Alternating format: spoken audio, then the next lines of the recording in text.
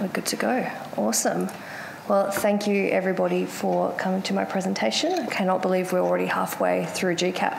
There have been some awesome talks so far, so I'm definitely excited to add something to that pool. I would like to start by acknowledging that we meet today on the lands of the Wurundjeri people of the Kulin Nation.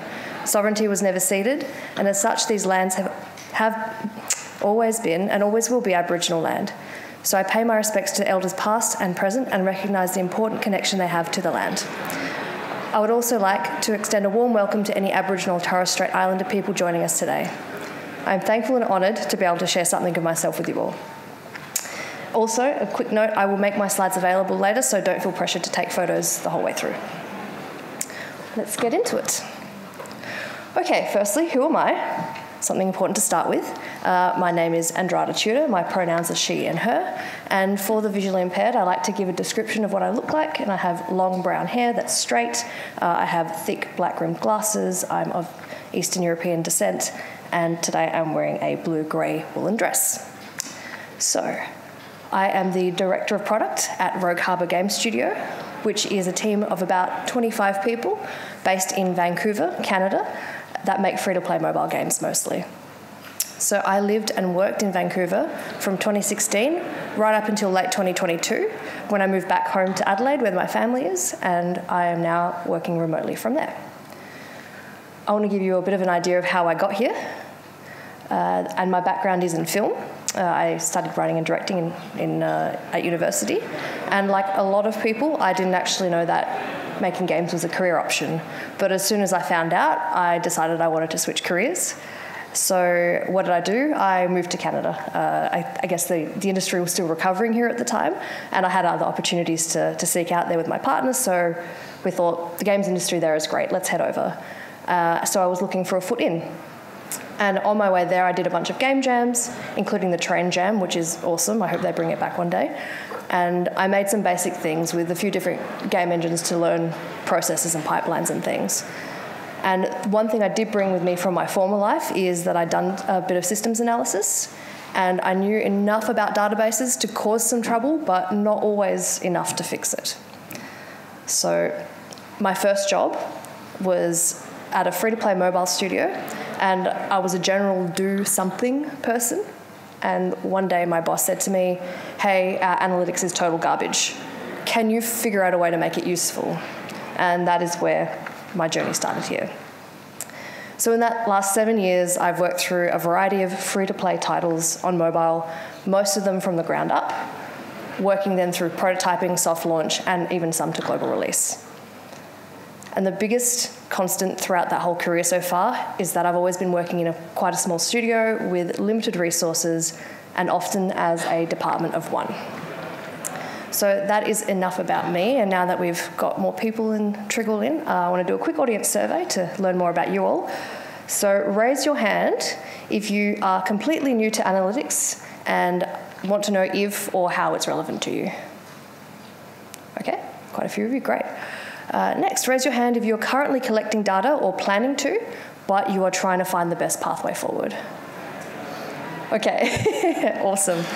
All right, then raise your hand if you are already experienced with data somewhat and analytics, and you're here to see how outrageous my experiences are or how outrageous my yeah, okay, cool. And lastly, please raise your hand if you have the perfect data pipeline, all of your decisions are data informed, and every action you and your team take has a 100% success rate. Okay, me neither, so that's good. So today I'm sharing my approach to actionable analytics, coming from near zero knowledge and through a lot of research, experimentation, and learning from many mistakes. So to make sure we're all on the same page and that I manage expectations, I first want to state that I'm not a data scientist. That is definitely a field of study that takes a lot of time and energy and smarts. And I want to say, if you have the resources in your team to have a bunch of people dedicated to insights, please do it. But the reality is that it is not an all or nothing thing, and I want to cover how we can be tiny and mighty with all the insights that we can get. So, analytics and data collection is a huge part of our industry and just the greater commercial world. And it can also be pretty controversial, so I want to let you know I won't be delving into any of those topics up on the screen, privacy, compliance, algorithms, statistics, query writing, because other talks cover those things in so much more detail and depth and expertise than I could offer, so I won't be offended if you leave now. If this is what you thought it was going to be, I will not be offended. We can talk later. What this talk is going to be, though, is first a definition of analytics to frame the presentation, and also a quick exploration of whether we should be putting effort into it in the first place. And then I will dive into what I consider as the most important things to focus on to get meaningful data for your team, especially if you are starting from scratch, so that you can get maximum impact from minimal resources. I do also have a caveat, which is that my experience is working mostly in free-to-play mobile, which relies a huge amount on data for performance marketing. So the principles I cover should be broadly applicable, but I encourage you to adapt what makes sense for you. And I think if you can even get one pearl of wisdom from the talk today, then it makes it all worth it for all of us. Okay, ready? Awesome, let's get cracking. So what are analytics? Most definitions you find will be something along the lines of this, which came from a Google search. I won't read it all out because we'll be here all day. I'll give you a second though. Okay, here's another one. So that sounds and looks quite complicated, quite complex and very important, but it honestly is a little bit overwhelming to me. And the truth is, possibilities do seem endless, but our time, budget, and resources are definitely not. So what can we make of it? And I've distilled some keywords to define what doing analytics looks like for me. And those words are data, patterns, relationships, predictions, and decisions. So my bite-sized definition of analytics is collecting and interpreting relevant information to inform decisions for meaningful actions. And it might be a bit reductive, but it's something we can work with. Or even more simply, it's gathering data because we want to do something with it or do something with the information it enables us to make decisions from. So why would we even want to do that? That is a fantastic question. And to me, why is the foundation of everything. So before we take any steps, we need to consider why we should even be dedicating resources to implementing analytics at all, because it does take resources.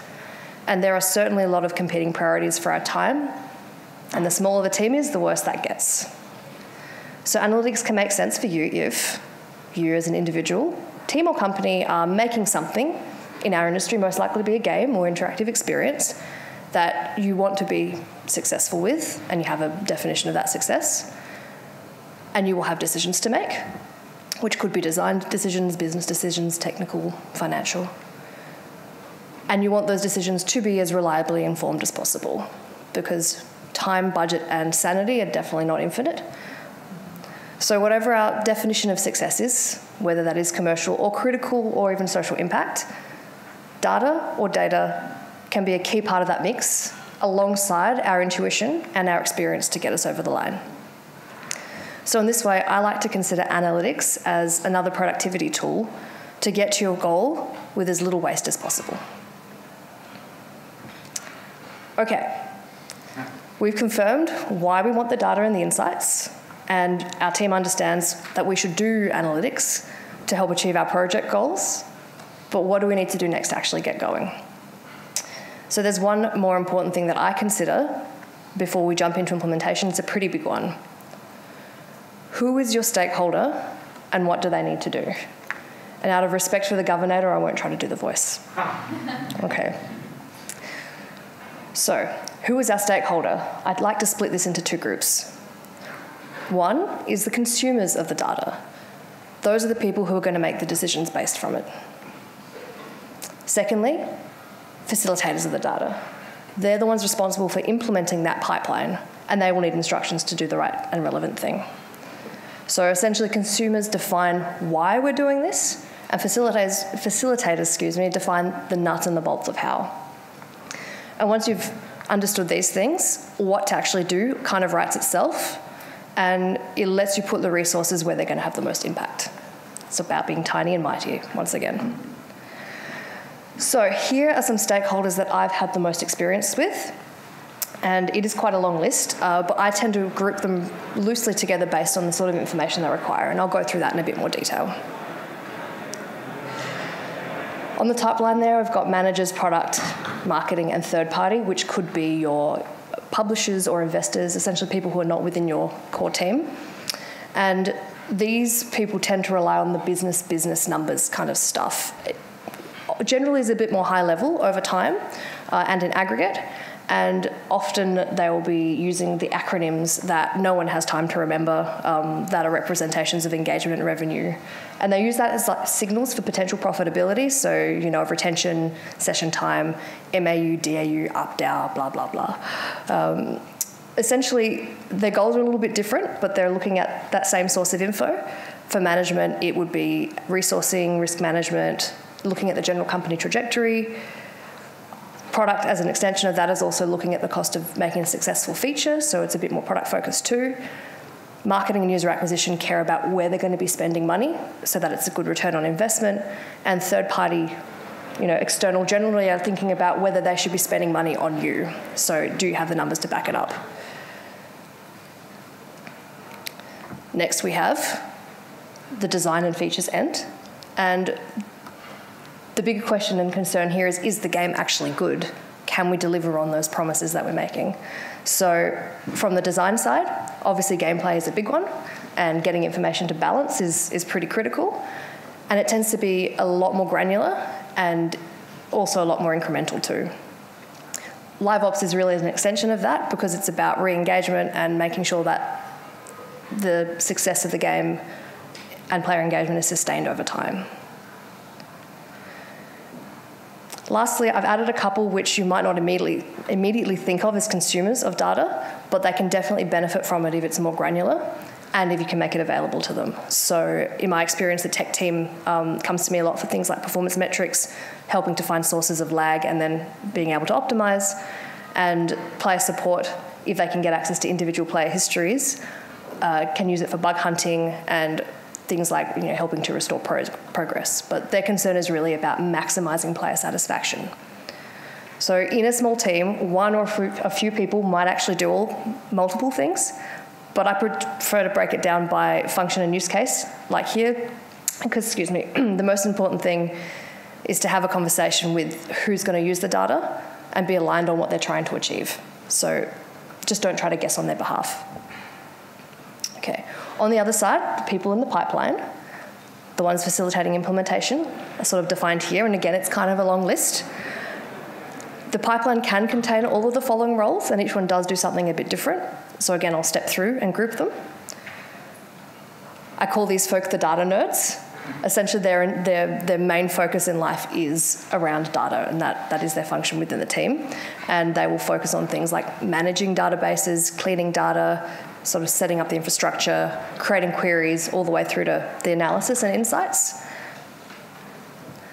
Then we'll have the production team, who are there to obviously enable and to make sure that the right instructions are given and prioritised, and essentially speaking on behalf of the consumers to maintain that alignment in implementation. And last but definitely not least, we've got those who get their hands the most dirty, which are the programming team, who have to implement the actual SDK and the tools and hook the events into the code. And of course, the QA test team, who will verify and validate that implementation. Because if everything is broken and you have no data, then what are we even doing here? So as I said, it is another fairly big list to wrap your head around. But as with consumers, if you break it down by function, you can essentially make sure that even with a small headcount, you can cover what is most important. And it does seem daunting, but it is possible, especially if you use your tools well to bridge those gaps. And I will get into tools shortly. Okay. Have a quick sip of water. Okay. When you've defined your consumers and the decisions that they need informed by the data, you can triage them based on potential impact. So the work to be done and the system needs will then emerge by going backwards through a few key steps, which we'll step through now. Where I start is who is going to use this data, and what action do they need to take. If it's a designer, they might need to tweak a value. If it's marketing, they might want to decide where to spend some user acquisition funding. And it might even be, we need to add a new language to the game. What are we going to translate into? What player base is, behaving in the way that we want? That shows that they're dedicated and interested in the game. So in order to reach the insights to make the decision, there will be a visualization layer. So how will the consumers in your team be presented with the data? Is it going to be a bar chart or a pie chart? Hopefully not a pie chart, or a scatter plot or something. They might actually have a preference. They might give you examples, in which case give them a gold star. That's a really important conversation to have, and it really, really helps with efficiency. So to inform what that data is going to look like, we then also need to know how much we're going to have to work with. So over what time period will you be collecting this data? And is it for a specific test, or is it going to be an ongoing thing? And to work with that data, obviously it needs to be collected and then processed and accessed. So where will it be? What capabilities are required? This is where we'll get to tools. And lastly, if we know where it's going and how we're going to use it, we can then define what events are actually needed and then what action in the game will trigger them. So hopefully that's as logical to you as it is to me. Throughout this process, though, the mantra really is to keep it simple. Keep focused and understand, again, why it is that you're doing it, and don't try to reinvent the wheel. And as I mentioned, you don't have to hire someone for every role in the list above.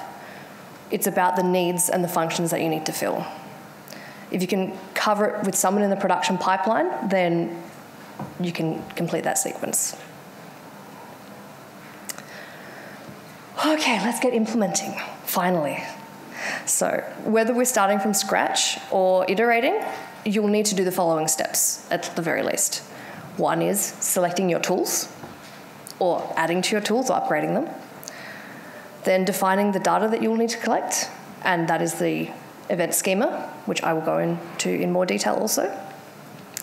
You will implement something into your game code, obviously.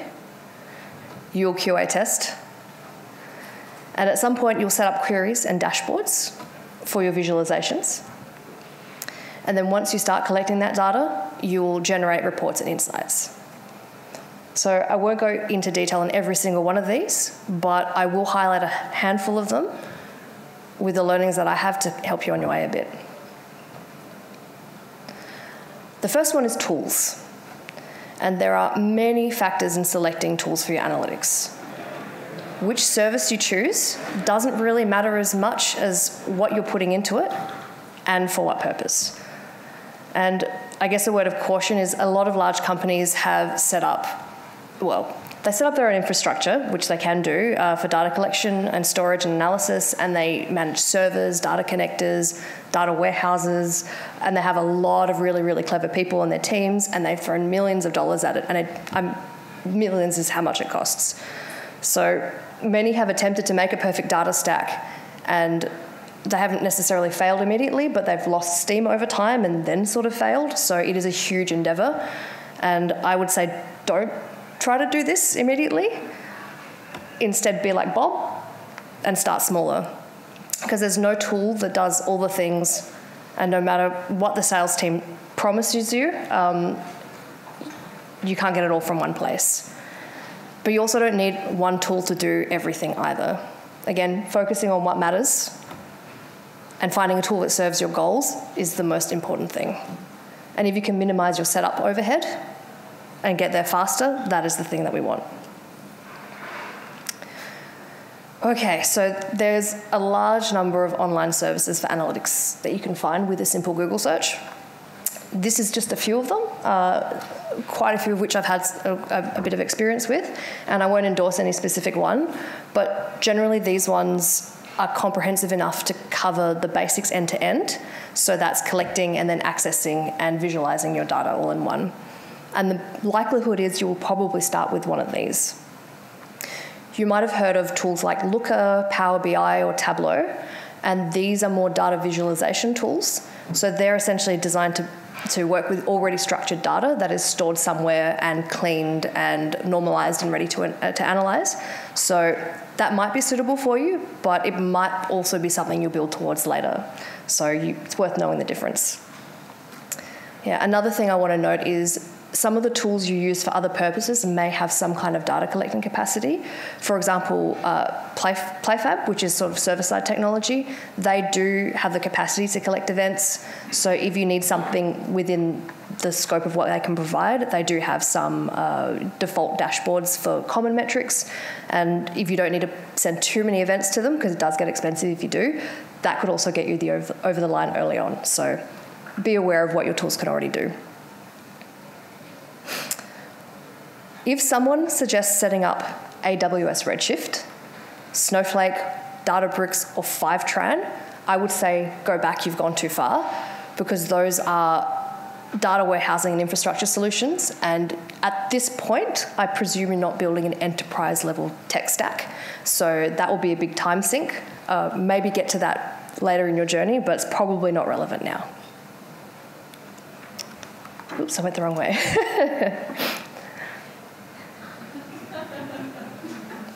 Okay, following my own advice there. Okay, let's talk about evaluating tools. So I won't go through all of the considerations because I have quite a long list, but I will include those with the share slides, and so if you hit me up afterwards via LinkedIn, I guess, I will give you the full list. Bonus content.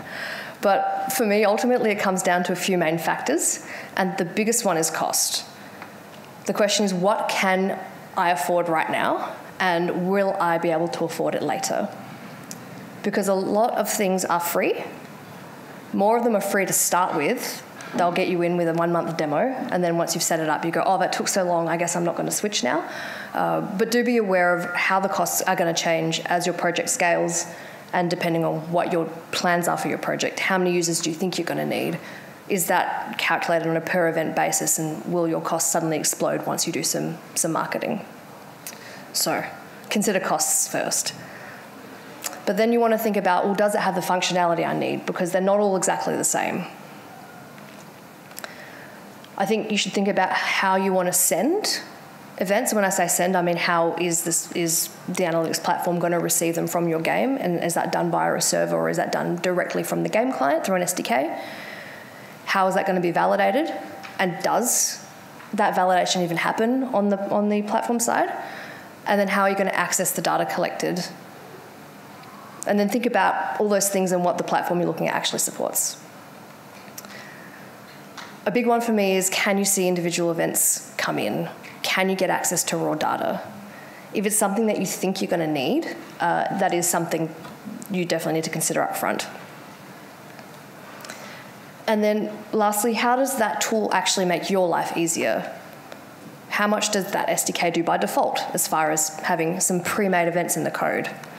Do they have pre-made visuals for common metrics that you can access? Also, if a particular tool has really good documentation and it has, really accessible support and a community, that's a really big bonus too. Because if you're learning something, you want to know you'll be supported to figure out the problems as you encounter them. My team actually uses multiple tools simultaneously, which does have benefits, but there is a bit more of a maintenance overhead. But essentially we use one tool as a source of truth, and then we use a few others for sanity checking and for any other tools that they provide. So using multiple platforms is okay if it makes sense to. You just, again, have to ask yourself why. All right, that's enough about tools. In my session outline, I mentioned I'd cover what the heck is a data schema anyway, so we've come to that point now. But before I get in too deep, can you raise your hands if you're familiar with a data schema in the context of analytics? Okay, it started with one, but then we had a couple others, that's good. Simply put, it's the list of events that you're collecting and then any sub-parameters that provide context. When something happens in the code does some magic, and then the platform receives a chunk of information, and you have a record of it having happened in the first place. Okay, here is an example. So this example event is level completed, and it has a parameter, which is level number. Seems pretty straightforward. So the reason we have parameters is because your game probably has many levels, and if you don't have that context and all you see is level completed, well, you probably want to know which level it was that was completed. That seems, again, simple enough. But then who determines which events we add? And what questions are going to come up? You might hear something like, oh, it could be useful to know how many times this level was attempted. Fair enough. How long did players spend in the last level? Okay, maybe we need to capture that too. How much gold did the player earn during this level? Maybe it would be interesting to know what sword they equipped. Again, all of these things are potentially valid, but you might guess that that could very easily get out of hand. And I want to take a moment on that note to talk about analysis paralysis. Because although that actually manifests later when you are trying to do your analysis, it's actually when you're defining the data schema that you can potentially cause the problem.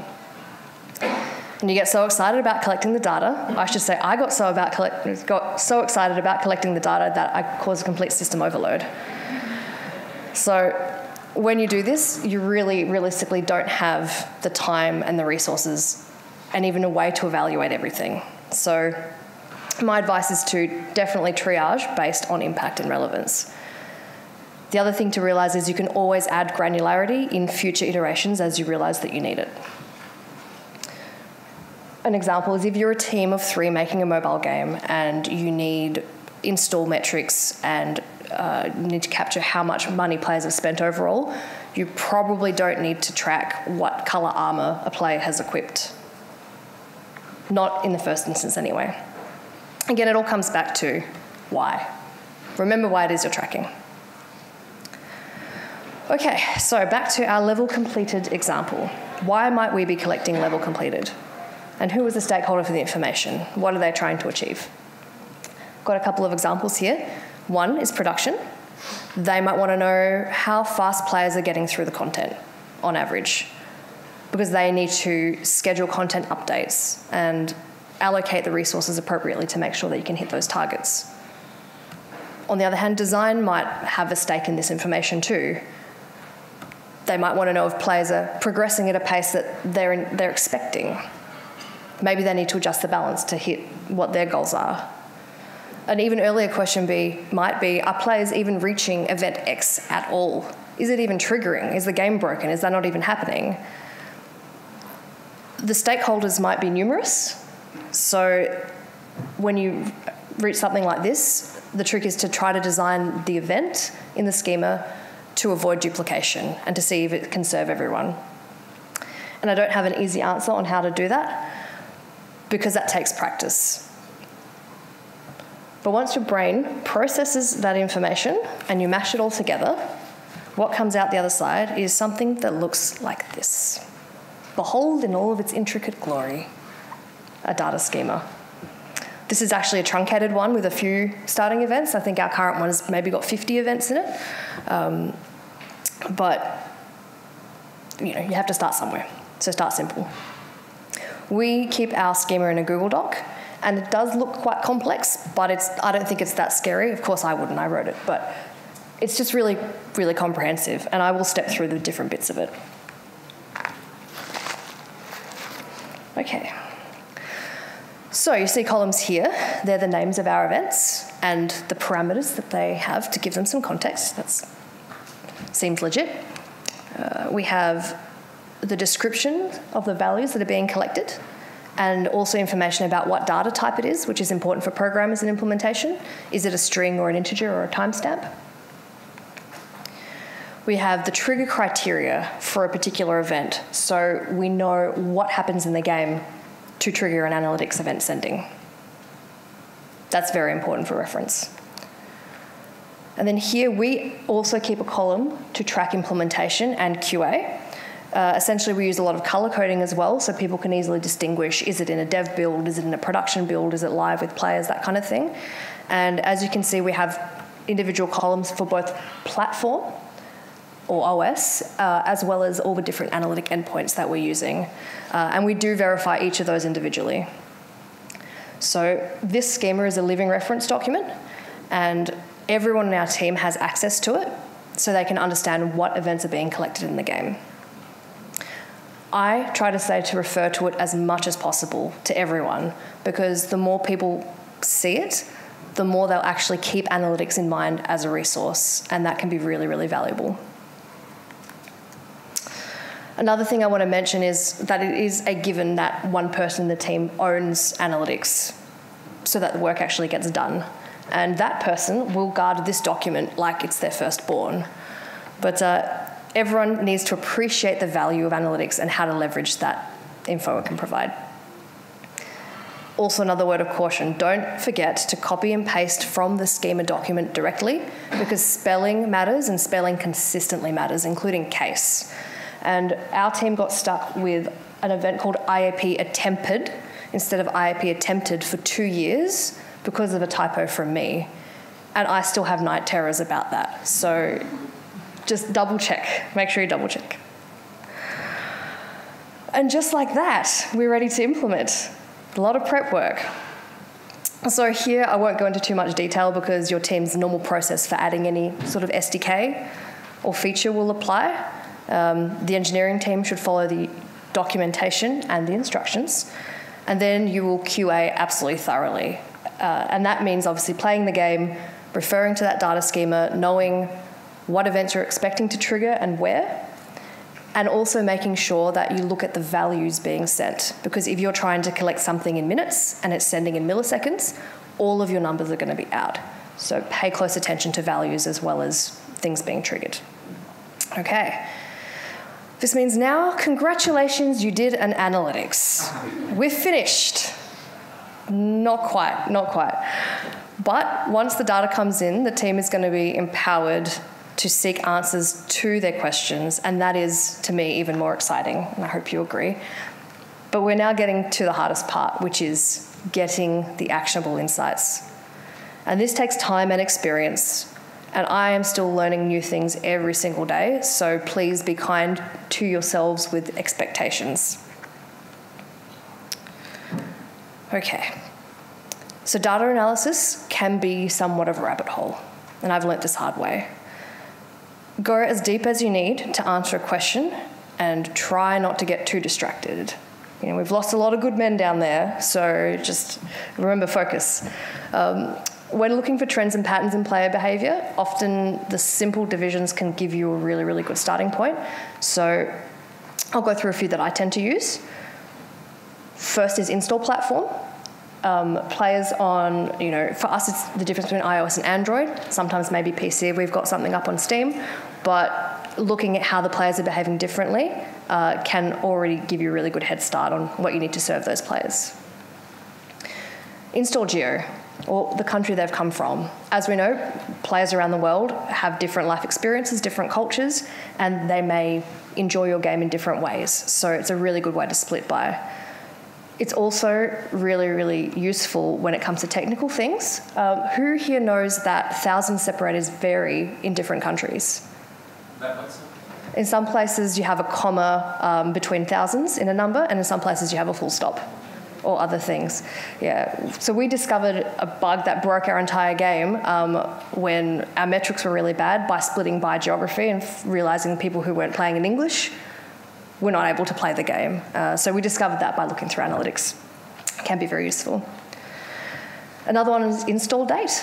In mobile, this is particularly important.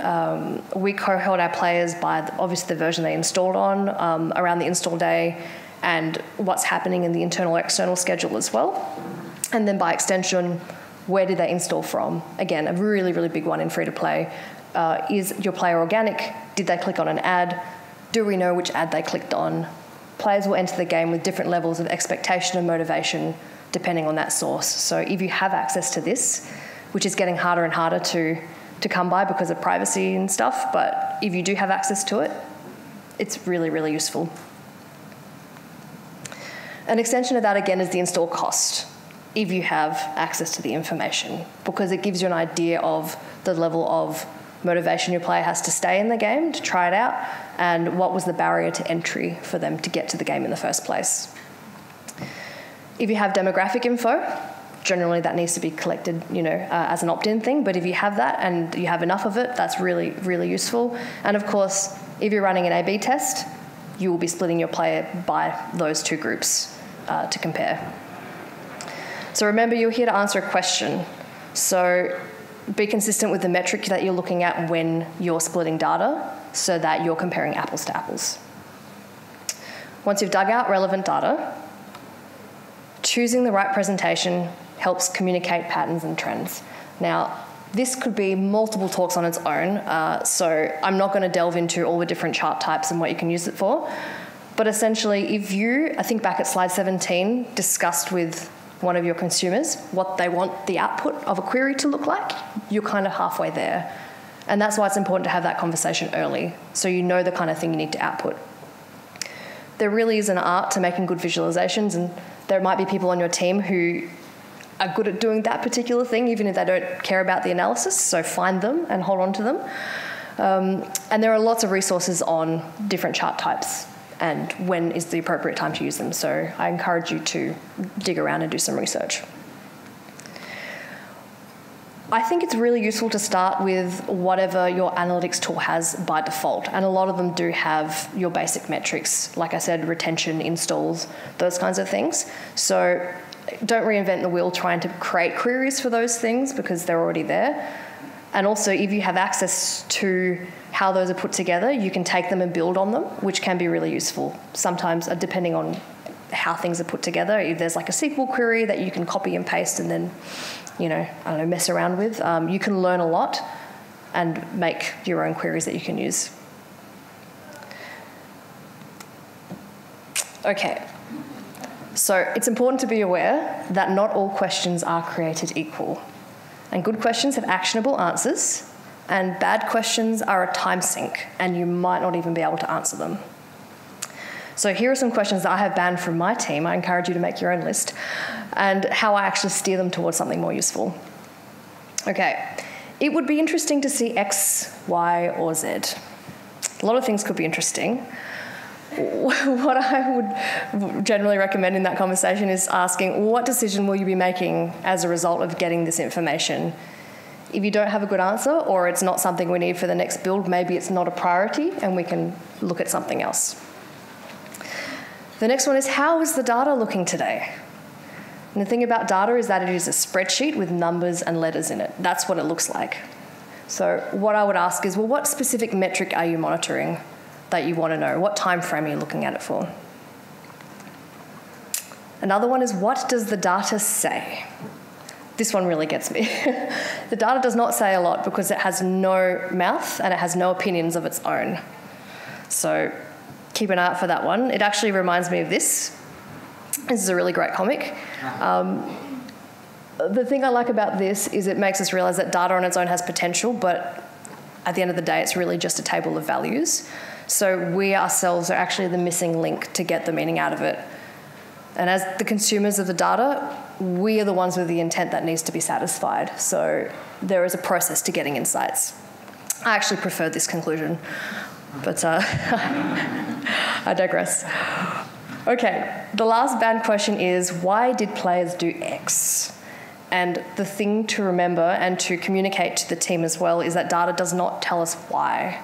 It only tells us what happened, and it's our responsibility to view that evidence of something happening and then come up with the hypothesis of why. Then you'll change something and you'll test variance, and it's in that measurement that you can make a comparison. When it comes to questions, I find that if I or a team member can't visualise the output of a query that's been requested, it means that the question is probably not well defined enough. So don't be afraid to point that out.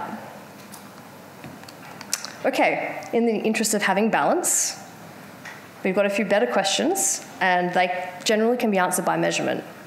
So they come from the need to validate the past choices that you've made and then make a decision, either to make more changes or to keep things as they are. So here are some examples. I think you'll see a common thread here is expectation. So you need to have something to compare against because measurement in isolation is completely meaningless. Take 30% day one retention. For anyone who is in the mobile sphere, that'll be a number that comes up a lot. retention. Now, is that good? Maybe, I don't know. If your last build was 10% day one retention, then yes, it's an absolutely outstanding improvement. But if your last build was 50% day one retention, you really have some fires to put out. So comparison and context is really important. You should find your baselines by looking at prior data. And even if you don't have prior data, you can build something to compare against. And that's by playing through the game and logging values of what you expect to see. I would recommend playing in a few different play styles so that you get a bit of a range, and record your playthrough and also capture timestamps, because you should know how your game should be played better than anyone else. I think when it comes down to it, if you coach your team and yourself to recognise the distinction between good and bad questions, you will save yourself a lot of time chasing shadows, so I think that's important. Okay, so we've come to the end of about 7 years condensed into 30-odd slides. Everyone's brain's feeling good? Still absorbing information? Very good. Okay, so with the last few minutes, I want to share some pitfalls and learnings that I've had from over the years, and we'll see how many we get through. We've got, a few minutes and maybe some questions. So, first is don't measure too many things at once. You need to be realistic about what you can meaningfully collect and analyse, and it is better to keep things simple and be certain. Because the more complex, the harder it's going to be to interpret. The more variables you have, the harder it's to control for external influences, and the more granular, the larger sample size you'll need of people doing that event in order to actually track if there's any difference. And because games have a lot of moving parts at any given time, you can't measure all of the changes in your update. And that does drive me a little bit insane because I need to be very precise. But you do need to choose the ones that you expect will make the most impact and focus on those. Okay, the next one is being agile and data-driven is hard. And I want to acknowledge that because you do want to move fast as a team and make decisions sooner rather than later. But contrarily, data collection analysis takes time. So don't react to the graph that you see 30 minutes after you push a build out. Wait until enough time has passed at least to collect a meaningful sample size. And push back a little bit if people are looking at those charts and, making inferences based on something that really hasn't had enough time to bake. Finding the right cadence with production can be tricky, and you won't be able to test everything, but using analytics as a tool is part of recognising when it can be useful in achieving outcomes as opposed to using it for the sake of it. And sometimes waiting for analytics to be set up or collected will not always be the best option. Okay, A/B test everything except for when you can't. And I say this because, as I mentioned, a lot of things can change from release to release. And if you can't control 100% of all factors, then you will always have some sources of error in your baseline. In an ideal world, hypothesis testing considers all things being equal. So if it's feasible to control things, absolutely do, but not for the sake of running a perfect test. You are, at the end of the day, a game company or a game studio or a games team, not a A/B testing team. So figure out what insights will lead you to a meaningful decision and test those. Okay, data tells you what, not why. I know I did mention this before, but I want to reiterate it. Because sometimes a feature or a design choice is actually best practice, and you may not need to test that case, because a mix of intuition and experience can get you over the line, and you will see an improvement. So just think about, whether it's necessary. But when something is unique to your game and there is no obvious choice, as I mentioned before, A/B testing is a valuable tool because you know why that is the change that you made between the variants. The test tells you how much of an impact that choice has made, and that's where it's actually actionable. So I encourage you to refresh yourself on principles of statistics and, by extension, learn how to run better tests. Question everything. I certainly do. Consult your baselines, document your expectations. And I mentioned that earlier too. And when you compare against baselines, make sure you're looking at the same players with the same properties from the same country or from the same install source. And please, please, please keep change logs. because people might change one thing and then see the next build have, an uptick and think, oh, it's because I did that thing. But if you consult your changelog, there could be 7 things that contributed to that. So definitely consult those. And of course, be skeptical. Find ways to cross-check your data or run queries in different ways to validate the results. It's a really, really good sanity check too, because sometimes if you see a query result that says 2% and one that says 4%, those numbers don't seem very different, but if they're fed into things like projections, they can make things go way, way out of whack. So sanity checking is a good thing. The other thing is learn to recognise confirmation bias and how you can avoid it. And again, consulting changelogs can help with this. And don't pick favourites. Okay. Lastly, always consider energy versus outcome. Think about how much effort it's going to take to add a new tracking event and then test it and then wait for the results. How much will you even need to collect before you can analyse it? And what is the impact of the decision, impact on the decision that you're making? What do you need to actually back up that decision? Triage based on effort and impact to stakeholders. And think about what you can actually automate and set up in dashboards to self-serve so that you're not a bottleneck or a funnel for all the insights that are intending to be gathered. Think about what actually needs to be bespoke and put your energy there. And speaking of spokes, don't reinvent the wheel. This can actually be applied to everything I've said in the last 45 minutes. Which brings us to the final question to wrap up this presentation, and that is, when should I add analytics? And the answer to that is now.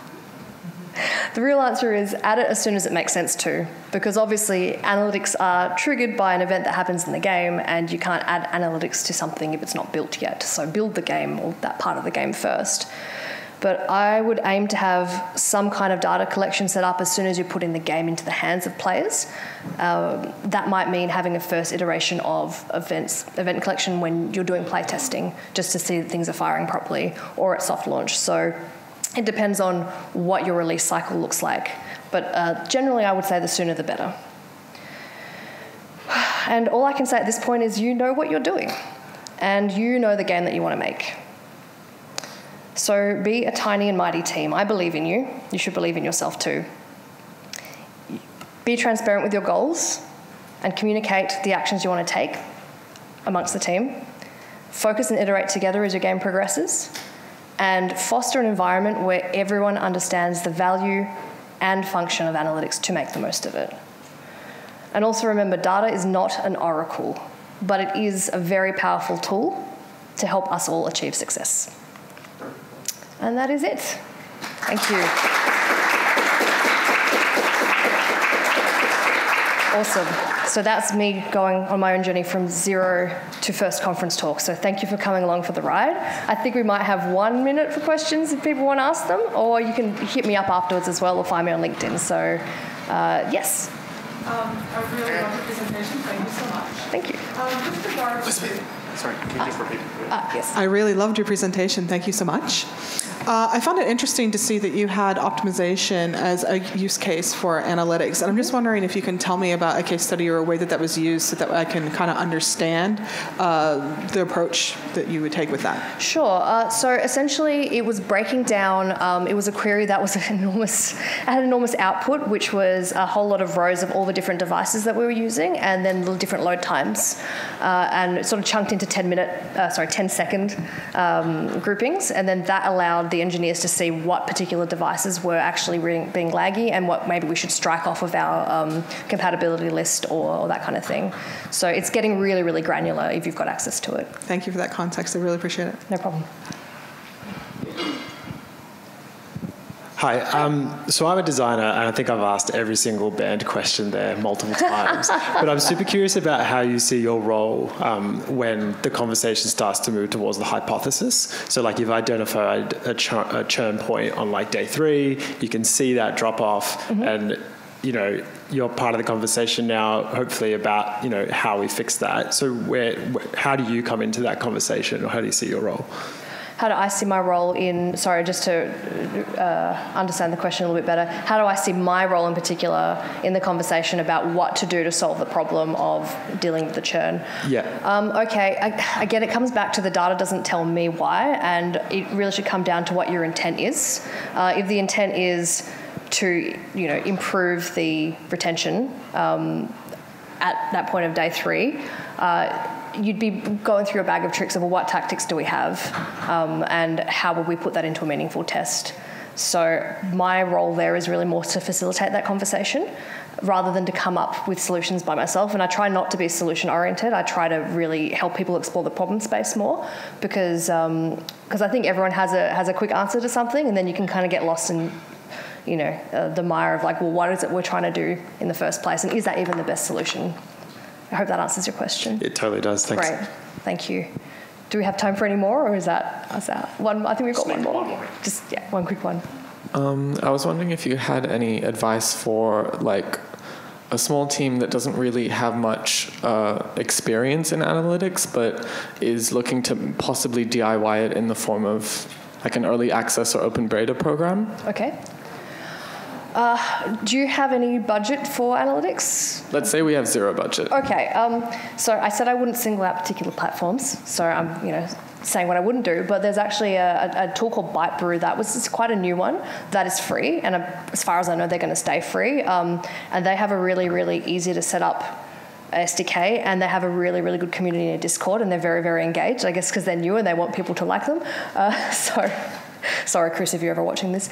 But you start somewhere like that and find a platform that has a good community surrounding it where you can ask those questions. And I think from there, you'll probably get a list of things to do that'll be useful right off the bat. Thank you. You're very welcome. Okay. Thank you, everyone, for sticking around.